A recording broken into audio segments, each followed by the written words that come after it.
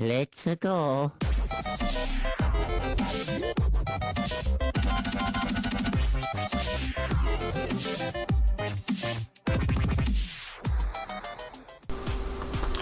Yo, what is going on, guys? It is me, the Ninja Reviewer, here. And it is that time again, that wonderful time of the year, or at least half of the year, where I finally do the MLP season overview. And this time, it is Season 6, Part 1 overview. Now, this video did take a bit longer for me to do. I do apologize, but it should be uploaded soon this week. And I do apologize for the fact that I was going to do it last week, but, you know, shit pretty much just, like, happens. And, you know, got a little bit tight schedule for me to actually do the overview. But since I figured now I've only missed, like, 1 week since, you know, MLP just came back. So, without further ado, let us get started with this overview. So, let's start with the actual premiere. Now, when it comes to MLP Season 6 premiere, did the premiere live up to the hype? 50-50 mix on that. When it comes to the premiere of Season 6, I have to say it is the weakest of the season premieres. Definitely one of the weakest ones. It had a little bit of hype. It had a little bit of hope. Don't get me wrong. Like, the preview, like I did a live reaction to way before. And then all of a sudden that out of fucking left field, out of nowhere, the release date out of nowhere, which was completely early, like at the end of March. Again, I definitely think it was for marketing purposes, you know, for Easter weekend, which kind of made sense, since Easter was coming up around that time. So, what ended up happening is, when we had that, you know, the premiere was like, okay, we had the OP baby. When I saw the fucking sneeze, I saw the fucking hole in the ceiling that reached out to thousands of fucking plateaus. Oh my god, I was mad stoked. I was mad fucking hyped, man. Like, holy shit, this baby is OP as hell, man. But what happened when it came to the rest of the premiere, for the premiere, when I actually saw it? Now, I did say I let it slide to be somewhat of a good premiere when I actually first, well, not great enough Fantastic, but somewhat okay plus to good. I'm just gonna have to say it was just okay. And instead of giving me like a 4 out of 5, I apologize for that review, since I know I reviewed it like way back during, you know, the month of March. But after rewatching this premiere again and getting a second or third time viewing around, and especially because since I watched Burnings react and stuff, I have to admit it is not the greatest premiere. I mean, it's not bad by any means. Oh no, can't touch the pitchforks. He actually said the premiere was terrible. No, actually, to be perfectly honest with you, I just think the premiere was just weak. Like, granted though, it was okay. It's not bad, it's not good, it's not great. It's in between, okay? It's in between, smeared like a sandwich, okay? So, it's just okay. It was just an okay premiere at best. Could have been a lot better, because even though Season 5, you know, it was different. Season 6 was completely different. And again, Season 5 did something different as well with the premiere. So, of course, both of them were different, but I would prefer the Season 5 one overall, because yes, it wasn't like the most epic thing possible, but it was different and very disturbing and really lifelike. But I did mention it was close to a good plus premiere, though. It did actually lead up to really great expectations for the future of the season, and my god, it did. It did extremely well. Season 5, when it comes to the rest of it, did extremely well. The finale was worth the hype. And Starlight, well, you know, we still have to get used to the fact that she's reformed. But I did sort of like the way it was better handled when it came to Discord. With his reform, it was kind of like way better. But here, I just felt like they just kind of said like, alright, well, we're just going to reform it just for... And the whole reason behind Starlight's, you know, so-called betrayal was because of the whole thing where her friend pretty much left and fulfilled her dreams. I mean, his dreams, sorry, it's an actual guy this time. But it's a Starburst. Fulfilled his dreams and actually went to magic school and stuff like that. And unfortunately, Starlight was still stuck in her, you know, still stuck within just her being just an actual normal unicorn and nothing else. Nothing special, nothing talented, no more nothing. And ever since he got his cutie mark, you figure, you know, she's so jealous of her friend.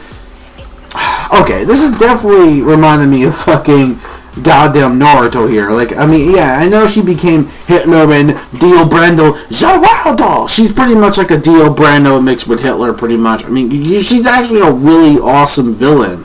Even though she did get reformed, I will say she was an awesome villain for the plot of the development more of Season 5, which is actually really cool. But nonetheless, though, when it comes to the whole first episode, seeing her reformed, it was actually somewhat good development. I actually liked the development between the two. I did like the development between Starlight and Sunburst. I mean, it was a really nice way to set things off when it comes to, them getting back in their friendship, getting back into that, spark again. Even though it was very awkward, that was my only problem with it, though. While it was a really good start for Starlight to get back on her feet, or back in her hooves, I should say, and in order to actually become this new person, to become like a new leaf, to actually earn her place as Twilight's pupil, I would say it was kind of awkward, especially the way they would stutter in between their conversations, and then they finally revealed their true, they finally revealed the truth on like what really happened to them, how Sunburst didn't really become the successful wizard that she thought he was going to be, and he thought that she was going to make something out of herself too, but he's like, oh, you're the pupil of Celestia, but then she's like, well, yes, but there's a reason for that, it's because I fucked up.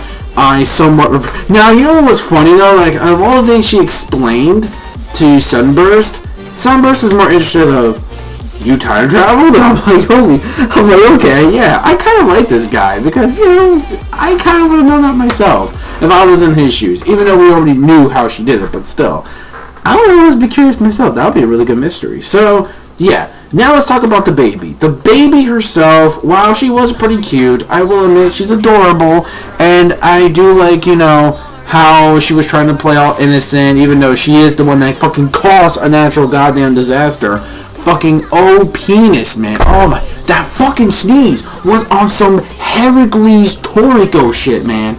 My god, like, if you guys read Toriko, you know who Heracles, the fucking Heracles. Oh my god. Alright. Oh my god. Alright. I got something about Toriko because I get mad hyped. But mainly though, like, you get what I'm saying. Like, she would fucking, any kind of sneeze or cry or yell would fucking break shit. Like a fucking sneeze on some Heracles shit. Like, can fucking, like, break half of the plane. Stop. It's too broken. The baby was fucking broken. But it was funny though. It was funny as hell, because I did like how the baby, did all these shenanigans, and I never tried to stop her, and then unfortunately, after, she got separated from Pinkie Pie, which actually was making her kind of smile a lot, pretty much, broke the crystal heart, caused a natural disaster to happen, but, oh man.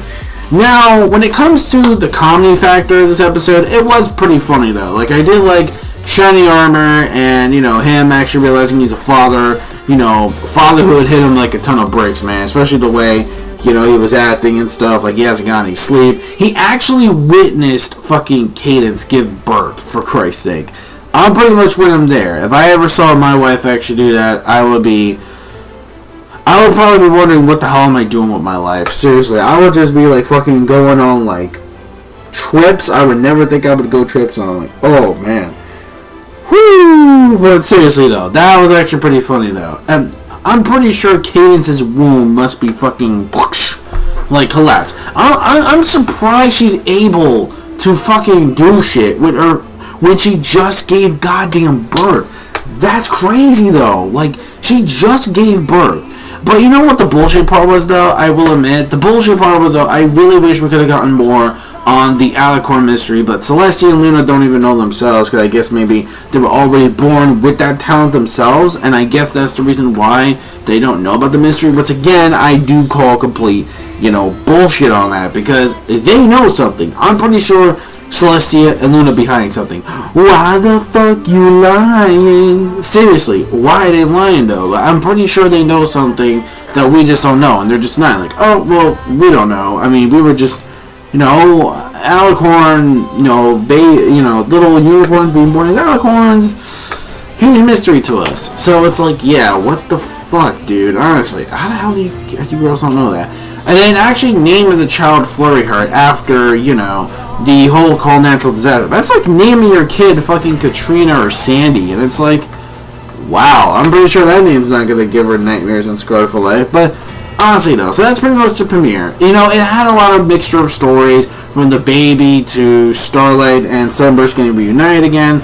Spike becoming a likable character. I really like Spike's character in the way he actually bonded with Starlight, and actually him trying to convince Starlight to actually go through the process of the lessons that Twilight gave her. So that was pretty good. And the lesson at the end, I really did like how, you know, it did give Starlight room to grow. Even though, you know, she can't be pampered by a teacher all the time, she does need her own personal space to learn certain lessons on her own, rather than just being with her master. So that actually does make or her sensei, I should say. Not master, it doesn't sound right. Her sensei. Then we got that little tease at the very end of the episode, where it's like a little screenshot, it looks like a fucking changeling, and it's like, and yeah, it's gonna be a fucking changeling. It's already been fucking confirmed. The second half of season 6, second half of season 6 is going to have a changeling. That thing was actually changing that they're actually going to show. That was already like previews of the summer lineup of MLP, the second half of season 6. And we don't know where that's going to go from here. You know, hopefully this means that we can get some Pony and Changeling, you know, reunite. A little team up. A little unity, which I think will be pretty fucking sweet. Like, can you imagine? And then, I mean, the Queen Chrysalis has to be like a good queen now? Which, I don't know why, but I guess it could be the case, but we'll see. I mean, I don't know if this means the Changeling Army would kind of spare the fucking Crystal Empire, but we will see what happens when we actually get to that episode in the second half. But, man, that's pretty much the premiere. So, overall, it was between an okay and okay plus premiere. None really too spectacularly big. The baby was pretty funny for a while, cute, a little bit annoying, but at the same time, I don't mind her as a character. I mean, a lot of people may hate her, but I don't mind her as a character much. She's cute, she's adorable, she's OP as shit, and I do agree with Dr. Wolf on this when I saw his review and his react. I will admit, yes, I am a bit pissed off that it took away the powers when Sunburst and them sealed her powers up. It was on some, like, fucking Naruto shit, but he used the fucking 9 bronze seal thing on fucking Naruto when he was a baby, and it's like, it's weird. They're doing the exact same thing here, and it's like, why? So it's like, whatever. Overall, though, it was an okay premiere. Nothing really too spectacular to set the bars up high until we got the regular episodes. Episode 3, The Gift of Mod Pie, was very funny, very creative, and of course, it's Mod Pie, so of course it's going to be awesome. And it pretty much has to do with references to Gift of the Magi, if you ever read that. And Pinkie Pie and Mod had their little gift exchange, which I thought was actually pretty cool, where they have this little tradition where each of the Pie families, you know, do something, and they have to guess each other's, you know, gift and stuff like that. Which was actually a pretty fun and entertaining episode, even though it was kind of weird how they just threw in Rarity's new boutique that she's opening in fucking Manhattan. It's like, oh yeah, you know, we got that shenanigans stuff going on. Pinkie Pie pretty much sacrificed her party cannon, and that would lead to no good. Yeah, if that was the case for the entire episode, I would have been pissed the fuck off. If Pinkie Pie did give up a party cannon for good, I was gonna flip out. I'm like, no, you turn a really great episode into like shit, like 2 seconds. But no, basically it does get resolved. Thank Christ for that. So what happens is, you know, of course, you know, the schmug motherfucker that Pinkie Pie got the pouch for Mod actually was like, you know, she found a way to actually provoke him in her own funny way with this whole stare thing. So does that mean Mod's got bullshit hockey? Mod better, yo, Mod hockeyed up. Like, she got that stare, like, that's like, oh shit, like, fuck, now he's yeah, bowing down and shit. It was funny though. It was actually really funny the way they portray that. And also, or Conqueror's hockey, not Butcher Shoal. Maybe Conqueror's hockey, I don't know. Mainly though, it was actually pretty funny. Because of course it's Mod, Rarity, and Pinkie Pie actually made a really great duet in the episode. I reviewed the episode, so I'm not going to say per take, but overall, I thought it was a great episode. It was definitely really funny, very creative, very feel-like. And especially the lesson when it comes to from the gifts from the heart. I mean, yeah, we might have known this lesson about 1 billion times before, about the whole gift from the heart thing. I'm not really MLP, but we've heard this in other stuff before. And, you know, it is pretty true, you know, a gift is something that's worthy as long as it comes from the heart. And that's actually a pretty simple lesson. Even though, we'll take it, we'll accept it. Overall, besides the lesson, though, I think, of the episode, it was just weird I just joined the boutique at the end. It's like, okay, awesome, so Brady's getting a new boutique in Manhattan, cool. And why we have to do this in this episode. But granted, though, it was a great episode. Definitely enjoyed it. Then we had episode number 4, which was the On Your Marks. That's what it was called. On Your Marks. The first CMC episode that was the first CMC episode that was basically based on their new cutie marks that they actually got. I'm thinking, oh shit, this is gonna be fucking hype. Okay, so what crazy adventures are they gonna go on? Are they gonna help other ponies? Are they gonna finally discover their talents? Now that they got the cutie mark, does this mean the talents are finally gonna be discovered? But alas, no. The Cutie Mark Crusaders are just bored, and they have nothing else better to do. So it's like, you know what? Let's go do something. Maybe that will catch a spark on what we need to do in our lives. And basically, you know, Apple Bloom doesn't agree with that, you know, while they're actually doing something that actually precedes their talents. You know, Apple Bloom tries everything, and of course, just like, so it's kind of like they're reversing back to, like, the old days of, like, season 1 and 2 or some shit. And it's fucking weird, but it's like, I thought you guys got your cutie marks already. I say sky's the limit. But granted, though, they want to know exactly what the future lies beforehand, so instead of just doing things to provoke to see if they actually fit, you know, their actual needs. They're one step closer. They got their cutie marks. They're just not really there yet, discovering what their true talents are.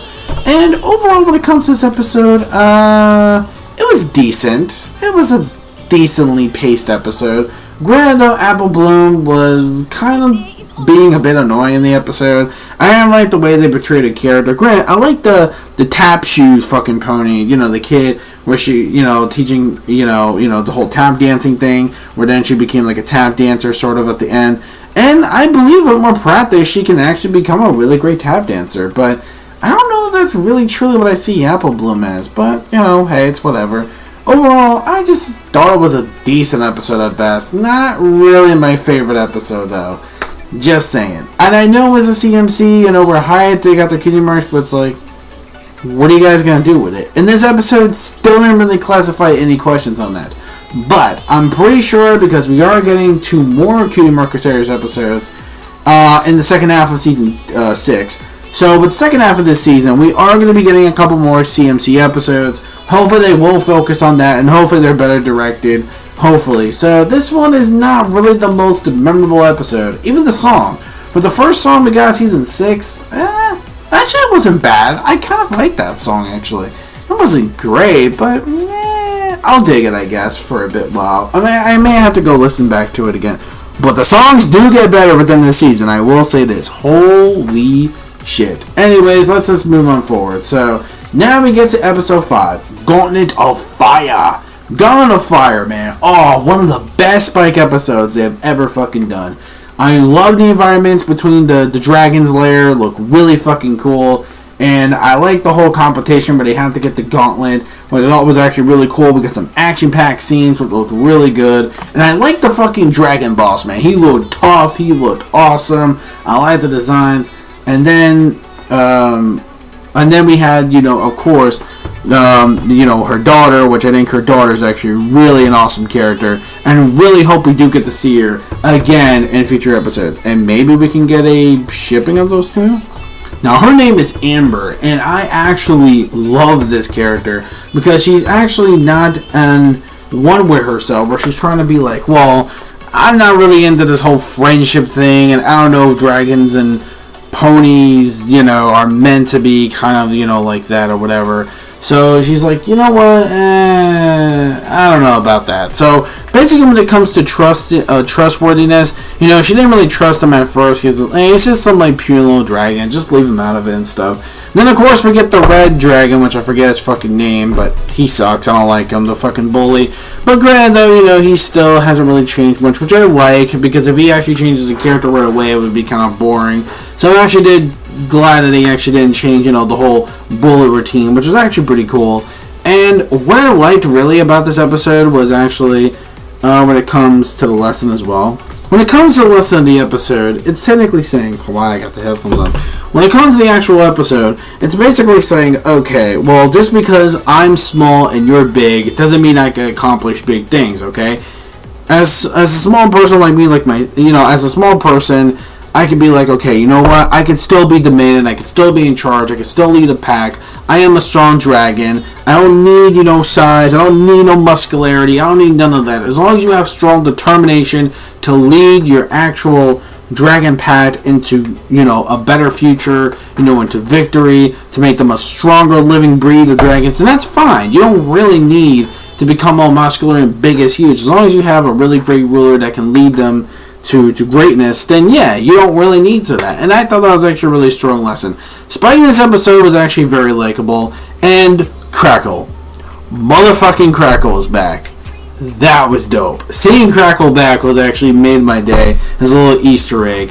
So, not this time from like Twilight and Rarity. Twilight and Rarity, they had some kind of other like costume dragon thing. Not Crackle this time, which was odd. But we did see Crackle as an Easter egg during like the volcanic parts, like inside the mountain stuff. That was actually pretty cool. So again, and then when SKYPE pretty much was like, even though I got the gauntlet, that doesn't really mean that I don't have to do it, because I figure you fit with the role. I'm just the person that actually just guided your way here. Like, I'm just the person that you could just trust me to help you get out of sticky situations. And then of course she finally does learn that dragons and ponies and friendship could actually work in a way, as long as you find a way to make it work. And with her, it just needs to take some time getting used to, I guess, because she's not into hugs and stuff like that yet. A little bit at a time. So, did we ship these characters, guys? Hell yeah, I fucking shipped them, which is odd, even though it should be Rarity and SKYPE, but I did. A new ship has just sailed, and oh boy, do I like it. I know, of course, there was another ship I forgot to mention too, but Apple Bloom and that Tap Shoes little kid pony, which I forget his name.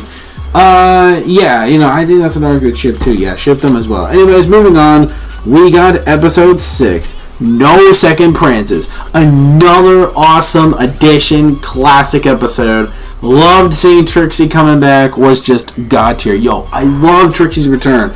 And the development that Starlight got was so much better. So much better compared to the premiere. They did a fantastic job, but no rushing, no stutterness, no nothing. She just got straight through and she's like, you know what, hey, I actually like her. She's very unique. Both of us have a bit of a similar past, so we're pretty much alike. We're pretty much very unique in our we're pretty much unique. We go hand to hand. And, oh man, I think I would definitely ship Starlight and Trixie. But it'll be weird though, but even though I think a lot of people may ship Starlight and Sunburst, male and female, but come on, you gotta have a little female and female, in your life. You know what I mean? It's like, hey, it kind of works. I'm telling you guys, I swear to God, it is the season of ships. There's so much shipping that I don't think the fucking ship can goddamn fit any more shipping on. I don't know. It's the joke was lame, but you get what I mean. At least I thought it was lame. But anyways, moving on from there though. So when it comes to actually Trixie, as a character, basically at first she was trying to use Starlight as her own personal way to actually get back at Twilight as revenge. But unfortunately though, karma strikes her back in the ass, where it's like, oh shit, what have I done? I didn't really mean to do it like that. I was just thinking out of the context, saying like I want to get revenge off of Twilight. But that's a little bit off my list, It's kind of alright. I'm kind of cool with Twilight, as a princess. Even though she had Ponyville fucking under her control, into her enslavement. It's like, wow, like, it was like, I didn't really think it was possible for Trixie to finally be redeemed herself, but it happened. At the third time's a charm, Trixie's finally redeemed of herself. And, when it comes to the actual lessons as well, when it comes to, trusting, someone's friendship, like, you can't always just, judge a book by its cover, pretty much. Like, you know what I mean?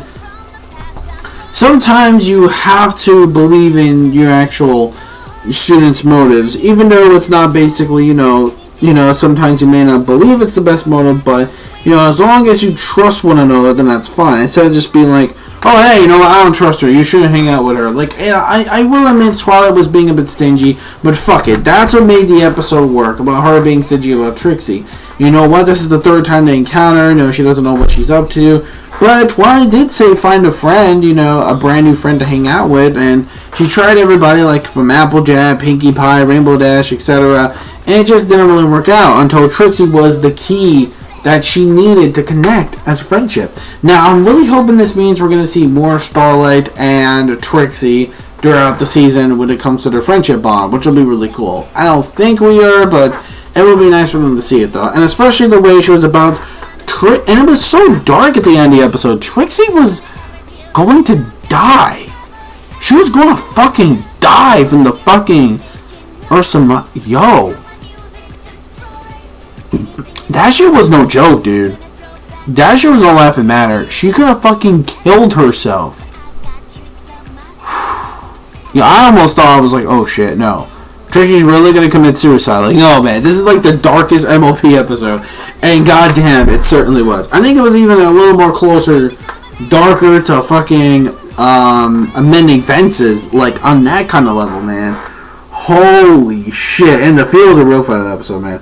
So overall, another awesome edition episode. Then we go to episode 7, which was the Newbie Dash, which, it was a good episode, but it had some of its problems when it comes to the Wonderbolts being complete assholes about teasing her about the Rainbow Crash name and making her feel very uncomfortable, especially the fact that even though I thought she pretty much got this thing brushed off her shoulders during season 1, during the whole thing when she was trying to perform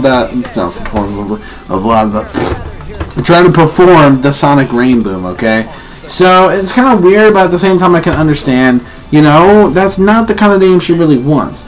She really wants something, a nickname for her to actually represent her in an awesome way. Not like, okay, we're gonna make her Rainbow Crash, the childhood fucking trauma that, that she had a problem with years ago, is now bringing back up. Thanks, Wonderbolts. Thanks so much for actually kind of lending yourselves and making you like complete fucking dicks. But granted, though, when it comes to that, though, besides that, though, it was a pretty good episode. Cringeworthy at times, but it was a good episode because finally, Rainbow Dash, she made it.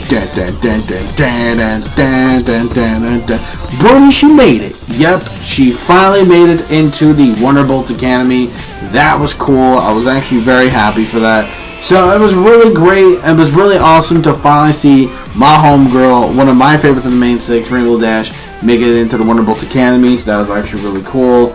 And not only that, though, and especially the way at the very beginning, even though it was kind of out of nowhere, nowhere's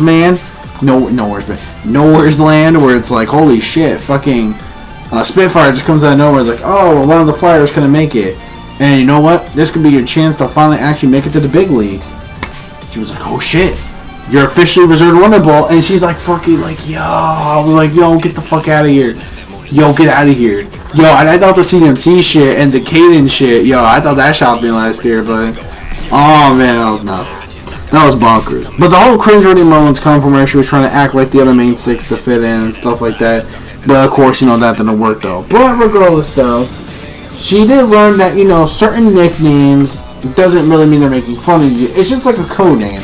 Because certain military people actually have like code names and stuff like that to represent who they are, to represent as what they represent themselves as during their military duties. Like, that's why a lot of people had their, I pretty much know this because I know some people from the military that actually told me this, so it's like, yeah. So, it kind of makes sense in a way. But at the end, there were some cringeworthy moments. The episode's a bit funny, but a bit cringeworthy at the same time. By the way, I really do like her Fluttershy, though. Remember that Fluttershy impression was good. Yay. Also, what I like, too, was her Applejack, which is oddly enough the same fucking voice actress, so it makes perfect sense why I was spot on. Pinkie Pie's, though, was really fucking weird. A bit, I guess, funny, but weird. Especially the whole... like, what the fuck, Rainbow Dash? You a fucking dog? Like... But anyways, though, overall, a pretty good episode. Enjoyed it for what it was. Glad Rainbow Dash finally fulfilled her dreams, and I salute her for that. Then we go to episode 8, A Heartwarming Tale. Love this episode to death. The best heartwarming episode. I don't give a fuck what you guys say. Even though I think a lot of people may like Heartsbreakers. Okay, I got it right. Hooray! I actually got the title right. Heartsbreakers a lot better compared to Heartwarming Tale. A lot of people like that one better, but to me, this was definitely the icing on the cake of being an episode I would love, especially Heartbreakers 2. I will watch that also on Christmas as well. Same thing with this episode right here, man. Oh my lord. Yo, this episode was fucking epic. It was epic. It was a Christmas Carol in an epic fucking fashion, and they nailed it perfectly. From Applejack's performance as the Ghost of Christmas Past, the Ghost of Christmas Present, and also literally presents too on that. Get it, present as not in present time, and you know, you get the joke. And then finally, yo, future Luna got a song, bitches, yeah! Luna got a song. I was fucking stoked. Luna got her first song. I fucking went crazy, man. I went crazy. I'm like, this is not fucking real. This is not goddamn real. Are you shitting my nuts right now, man? This is... I never experienced this before, but Luna love is too real, man. Luna's love, Luna's life. Loved the actual song itself. The songs in this too are actually very catchy in so many ways. But here's the thing though, which actually put a big twist to it. It wasn't just your typical Christmas Carol story. It was like the Christmas Carol meets the Grinch, which is like, you know, you got the whole, what's her name? Snowfrost, I think her name is, which is like the Ebenezer Scrooge. She's pretty much like the Grinch and the Scrooge fused together, because it's like, you know, she didn't really want to get rid of Christmas. You know, Scrooge didn't want to get rid of Christmas. He despised Christmas for what it was, and he never wanted to actually be a part of anything Christmas again, but he never wanted to get rid of it. The Grinch, though, wanted to get rid of Christmas altogether. He wanted just to eliminate the shit out of Christmas and just, like, massacre it. That's the Grinch. So it was kind of weird to have the Grinch and fucking Scrooge fuse into Starlight Glimmer. But again, it was fucking beautiful because Starlight played the part perfectly. Oh my fucking god, man. Yo, I could go on forever, man. That episode was fucking epic. And I think it's definitely on my top favorite episodes of fucking season 6, man. Definitely next to Gauntlet of Fire, No Second Prentice, man. Those are like 3 already that I named, man. Well, I could do like a top 10 or top 5, whatever. 3 of my favorite episodes on this season so far, and I love them. So, yeah, definitely check it out if you haven't. Really awesome, epic episode. But if you want to wait, I say wait until the holidays roam around if you want to check it out, because it fits more for Christmas, and, you know, I don't know, it just fits better. So, anyways, we go to episode number 9. What was it? Saddle, Roll, and Wreck. Oh my god. This episode was funny as shit. Oh my god, the episode was so freaking funny. Oh my god. I love the comedy. And I love the whole Quentin Tarantino style. How they keep going. Like, the episode started off sort of like towards the end of the episode. If you can, you know, if you ever watch a Quentin Tarantino film, it's kind of like that. Where technically it's at the end where Rarity's actually reading the entire interview of the new boutique that she opened up in Manhattan.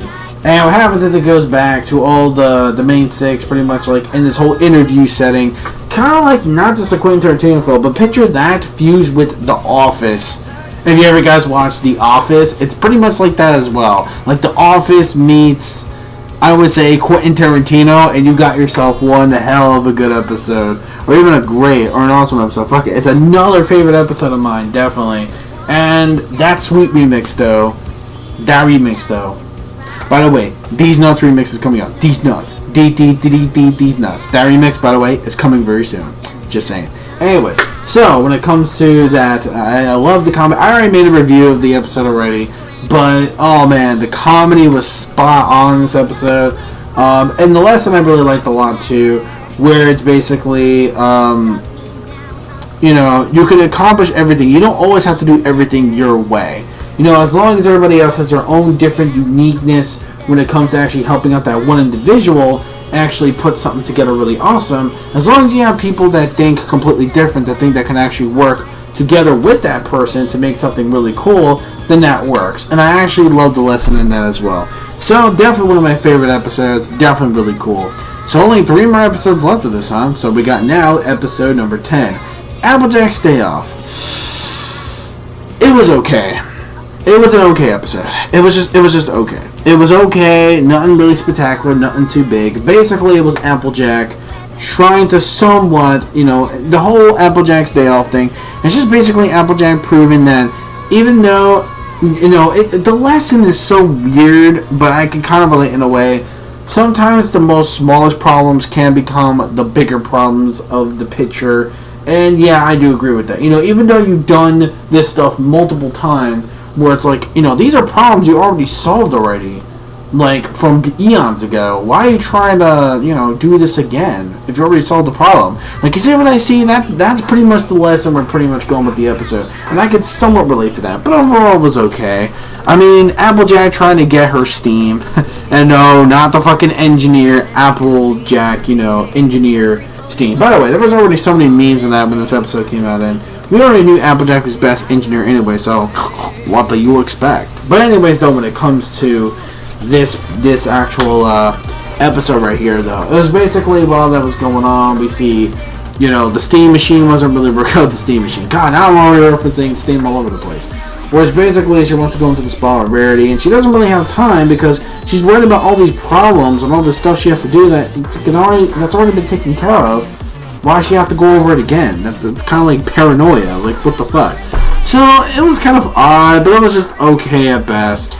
And that's pretty much to it. By the way, Applejack does the best chicken dance. She does the best chicken dance. She should really come to parties. So overall, it was okay. I mean, it's an Applejack episode, and I hate being biased, but it's an Applejack episode. What the fuck did you expect? Honestly, what did you expect from an Applejack episode? To me, a lot of people were hyped. They thought this Applejack episode might finally be the best one, but not really. Now, if we can get an Applejack episode, the Apple Family episode leading to what the fuck happened to our parents, I mean, possibly probably dead, but you know what I mean, then yeah, that right there will be the best Applejack episode we can possibly get. An Apple Family, fuck it. It'll be the best episode of the Apple Family. Yo, this will be on some Sanji shit from One Piece, dude. Holy fuck. But yeah, so overall it was okay. Not like really my favorite episode. Then we go to Flutter Brother. Now, a lot of people had mixed thoughts about the episode. To me, I thought it was another awesome addition episode. Zephyr Breeze, while first not the most likable character, now here's the thing. There was an interview way before this episode came out where it's like, this is a character that you're going to love to hate. And that's what this character did. Zephyr Breeze made me love to hate him. When it comes to Fluttershy's brother, he's pretty much one of those, I can't do this on my own. I gotta have somebody pamper me because, I tried, doing this just a tiny bit. It's like, already I fucking give up. Oh, well, I give up on my dreams. I'm just gonna be a lazy fuck for the rest of my life, pretty much. And that's basically what was going on with Zephyr Breeze. He tried not as hard. He tried just a little bit, try to do things their way. It's like, fuck it, I want to do things my way because that's just how I am. I'm me. I don't give a shit. But it's like, you can't always do that your way. This is not fucking Burger King, my good sir. You can't have it your way. But no, when it comes to Zephyr Breeze, like, no. It's because, I have my own style. This is what I do. I don't want anyone else. I don't want to complete the job that they want. I'm going to complete the job the way I want to do it. And, that's the whole love-hate thing we have with Zephyr Breeze. But once he finally learned the lesson of really facing reality of him being on his own and actually trying to actually face reality, then it's like, okay, I'm kind of feeling sad for the poor bastard now. And then Fluttershy, and fucking Rainbow Dash actually tried to... By the way, fuck the shipping. I do not ship Zephyr Breeze and Rainbow Dash. Fuck them. They don't deserve to be shipped at all. They don't. And the development process when it comes to Zephyr Breeze. Because you know what? This episode hits close to home because it reminds me of myself. How I used to be way back in the day. And it kind of lets you like, fuck, no wonder why I have a close encounter with this episode and Zephyr Breeze himself. So no wonder fucking why. Fits perfectly. That and somebody else I know, which, I'm not going to really say, but I know somebody who's also like that as well. But, hey, that's just, Anyways. So, yeah, that's pretty much about it. So, well, not pretty much about it, but that's pretty much it for that. So, overall, Flutter Brother, and I really did like to see Fluttershy's parents. That was a really nice touch. I like seeing Fluttershy's parents. That was a brilliant touch as well. I actually loved that a lot. That was cool. That was, like, so cute at the same time. We can see that Fluttershy's dad is more the Fluttershy and her mother is, I guess, sort of like or different. I don't know. But anyways, it was pretty cool. And I do not ship fucking again Zephyr Breeze and Rainbow Dash. I ban that ship. That ship should sink and die and burn. Just saying. And siesta! I love when he says that. It's funny. Siesta. It reminds me of like the Emperor's New Groove. Fucking Cusco's from fucking the Emperor's New Groove and shit. It's actually, yeah, it's kind of the same reference, sort of. And then finally we had the last episode before the hiatus started. And that was All About the World, Spice Up Your Life. If you want to run the world, spice up your life. Sorry, the Spice Girl reference. Spice up your life. Now, this episode would have been a really awesome episode if it wasn't for the fact that, well, the critic at the end, she didn't learn shit. Basically, the critic was just basically, oh, you see you like that food? Well, guess what? I don't care. I'm a bitch. It's like, fuck you. Your food sucks anyway. I don't really give a fuck.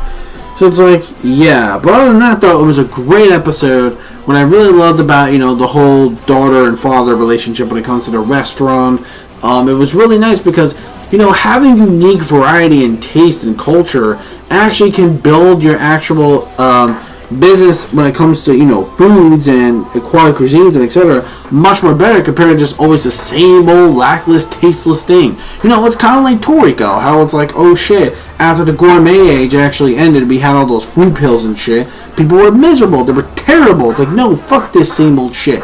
We want goddamn real food, motherfuckers. And that's exactly what Spice Up Your Life did. Variety in food can make things better. Having the same old things can be fucking boring and painful. So it's like, yeah. So overall, I really like that episode a lot. Pinkie Pie and Verity, once again, makes a really awesome duel. And I'm going to see Twilight Sparkle and Twilight Sparkle in a mission. Well, I mean, Pinkie Pie's still on the map. I don't see why he can't. But anyways, though, yeah, overall, great way to somewhat, I guess, end off the hiatus, even though the hiatus was actually extremely short. It was only a month and a half. Wow, this is deadliest the shortest hiatus ever. A month and a half. Jesus Christ, this was short. Did I really have to do this? I'm sorry, what am I doing in my life, man? Hold on. I need to walk. I'll be back. Wow.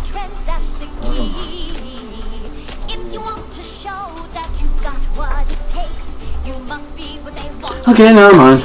I just went into deep thought, and yeah, you know what?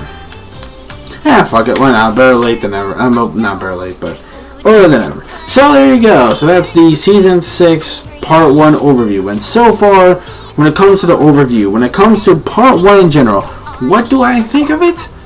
It's close to being great. I mean, the premiere weakened it down a bit with a weak premiere, but you had some episodes that followed up that did really well. The only episodes that were sort of downgraded in my list were the CMC episodes, On Your Mark. The least favorites I would go with will be On Your Marks, and probably the Applejacks Day Off episode. But other than that, every other episode, well actually no, the season premiere, Applejacks Day Off, and On Your Marks. 3 episodes that were just meh, okay, just okay, really.